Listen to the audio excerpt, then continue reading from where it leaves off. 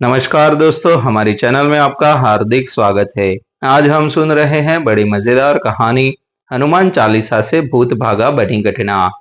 गुजरात के भावनगर शहर से एक ट्रक रात के करीब 9 बजे अलवर राजस्थान के लिए रवाना हुआ। ट्रक को चला रहा था करीब 38 साल का अनुभवी ड्राइवर रमेश परमार। रमेश पिछले 15 सालों से ट्रक चला रहा था और उसने देश के लगभग हर बड़े हाईवे को देखा था। उसके साथ हर सफर में उसका हेल्पर था 20 साल का युवा लड़का दीपक, जो अभी अभी इस काम में आया था और हर सफर को एक रोमांच की तरह लेता था।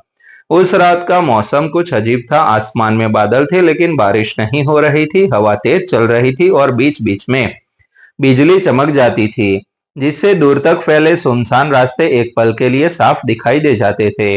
रमेश ने ट्रक स्टार्ट करते हुए कहा, आज का मौसम ठीक नहीं लग रहा, जल्दी निकलते हैं ताकि रात ज्यादा भारी न पड़े। दीपक ने हंसते हुए जवाब दिया, अरे भैया, आप भी ना भूत प्रेत की बातों को तो नहीं सोच रहे। रमेश ने मुस्कुराकर कुछ नहीं कहा, लेकिन उसके चेहरे पर हल्की चिंता जरूर थी।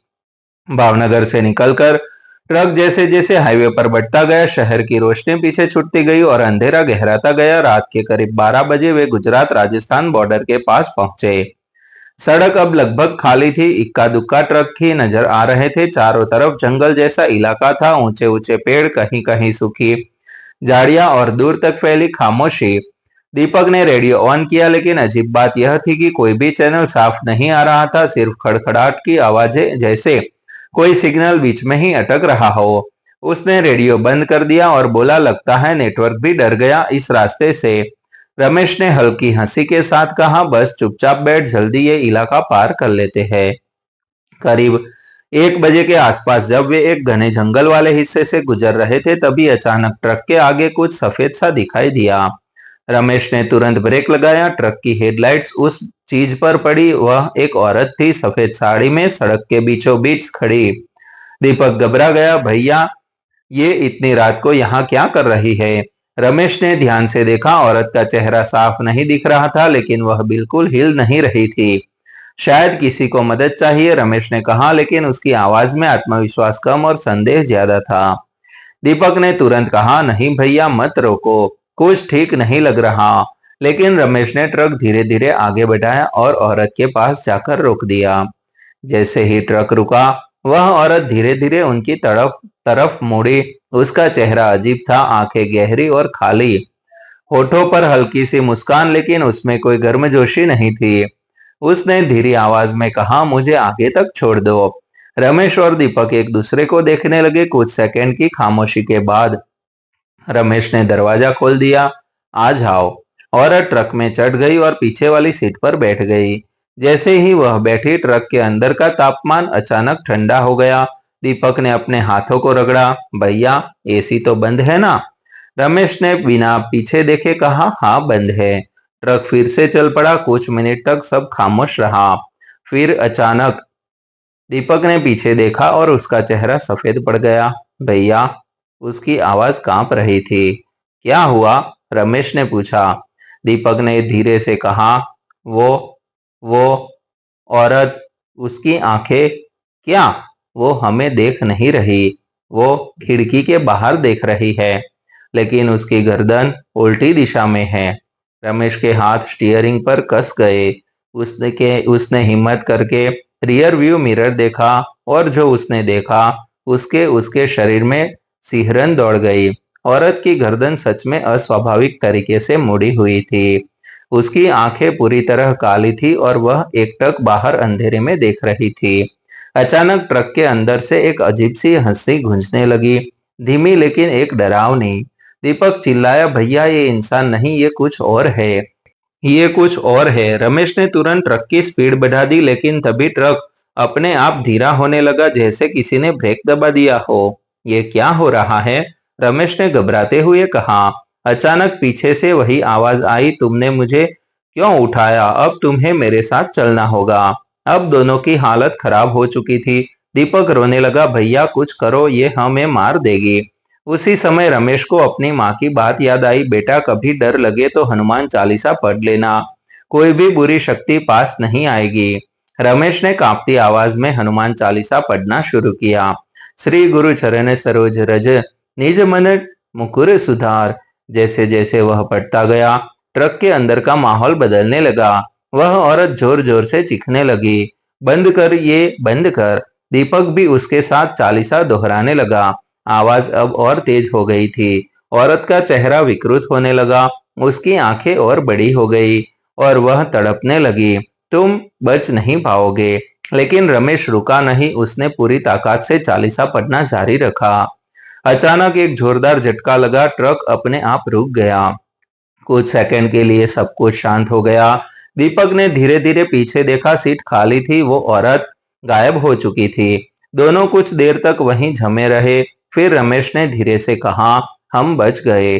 ट्रक के अचानक रुकने के बाद कुछ सेकंड तक ऐसा लगा जैसे पूरी दुनिया थम गई हो। ना हवा की आवाज, ना किसी जानवर की हलचल, बस एक डरावनी खामोशी। रमेश और दीपक दोनों के दिल इतने तेज धड़क रहे थे कि अपने अपनी ही सांसें भारी लग रही थी। भैया वो चली गई क्या? दीपक ने कांपती आवाज में पूछा। रमेश ने धीरे धीरे रियर व्यू मिरर में देखा, सीट सच में खाली थी, लेकिन उसके चेहरे पर राहत पूरी तरह नहीं थी। उसने गहरी सांस ली और बोला, अभी कुछ कह नहीं सकते, लेकिन हनुमान जी ने हमें बचा लिया। दीपक ने तुरंत जेब से एक छोटा सा हनुमान जी का लॉकेट निकाला, जो उसकी माँ ने उसे दिया था। उसने उसे कसकर पकड़ लिया। आज समझ आया भैया, माँ क्यों कहती थी इसे हमेशा साथ रखना। कुछ देर तक दोनों ने वहीं बैठकर खुद को संभाला।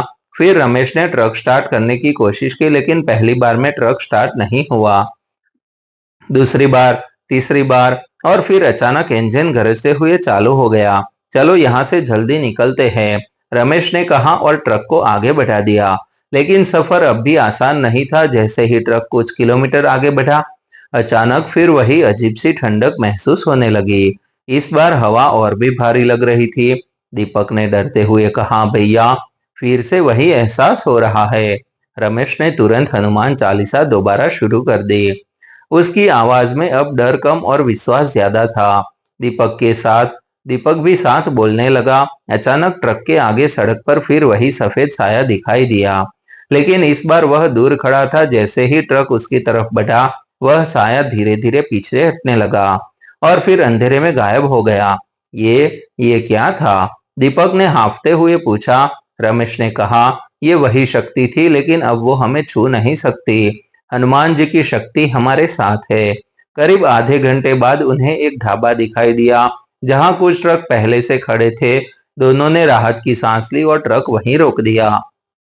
ढाबे पर उतरते ही रमेश ने सबसे पहले एक बुजुर्ग आदमी को देखा, जो वहां चाय बना रहा था। उसके चेहरे पर अजीब सी गंभीरता थी, जैसे वह बहुत कुछ जानता हो। रमेश ने उसे पूरी घटना बताई। बुजुर्ग ने ध्यान से सुना, फिर धीरे से कहा, तुम लोग उस रास्ते से आए हो ना, जहां सालों पहले एक औरत की मौत हुई थी? दोनों ने चौंक कर पूछा, कौन सी औरत? बुजुर्ग ने बताया, करीब 10 साल पहले उसी जगह एक महिला का एक्सीडेंट हुआ था। वो रात में मदद मांग रही थी, लेकिन किसी ने नहीं रोका और वहीं उसकी मौत हो गई। तब से लोग कहते हैं कि उसकी आत्मा उस रास्ते पर भटकती है और जो भी उसे अपने साथ ले जाता है, उसे नुकसान पहुंचाने की कोशिश करती है। दीपक के रोंगटे खड़े हो गए। मतलब हमने उसी से बुजुर्ग ने सिर हिलाया। हाँ, लेकिन तुम लोग बच गए क्योंकि तुम्हारे साथ विश्वास था। रमेश ने हाथ जोड़ दिए। हनुमान जी की कृपा थी।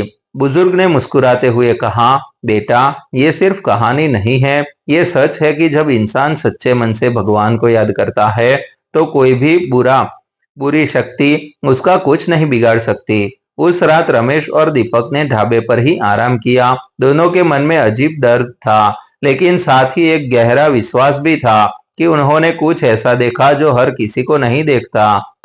अगली सुबह जब सूरज की पहली किरणें जमीन पर पड़ी, तो सब कुछ सामान्य लगने लगा, जैसे पिछली रात एक बुरा सपना थी। लेकिन दोनों जानते थे कि वह सपना नहीं था। अलवर पहुंचने के बाद रमेश ने सबसे पहले एक हनुमान मंदिर में जाकर माथा टेका। उसकी आंखों में आंसू थे। आपने हमारी जान बचाई। दीपक भी उसके साथ खड़ा था, हाथ जोड़े हुए। उस दिन के बाद रमेश ने कभी भी उस रास्ते को हल्के में नहीं लिया और हर सफर शुरू करने से पहले वह एक बार हनुमान चालीसा जरूर पढ़ता, क्योंकि उसने अपनी आंखों से देख लिया था। डर चाहे कितना भी बड़ा क्यों न हो, सच्चा विश्वास उससे हमेशा बड़ा होता है। कहानी एक कथित सत्य घटना पर आधारित है, जिसका उद्देश्य केवल मनोरंजन, जागरूकता और सांस्कृतिक आस्था को प्रस्तुत करना है। इसमें वर्णित भूत प्रेत, अलौकिक शक्तियां और घटनाएं व्यक्तिगत अनुभवों, मान्यताओं और लोक कथाओं पर आधारित हो सकती है, जिनकी वैज्ञानिक पुष्टि आवश्यक नहीं है। दर्शकों से अनुरोध है कि वे इस वास्तविक जीवन में अंधविश्वास के रूप में न ले, बल्कि एक कहानी के रूप में देखें। किसी भी प्रकार की आपात स्थिति या समस्या में हमेशा तर्कसंगत सोच और उचित सहायता का सहारा लें।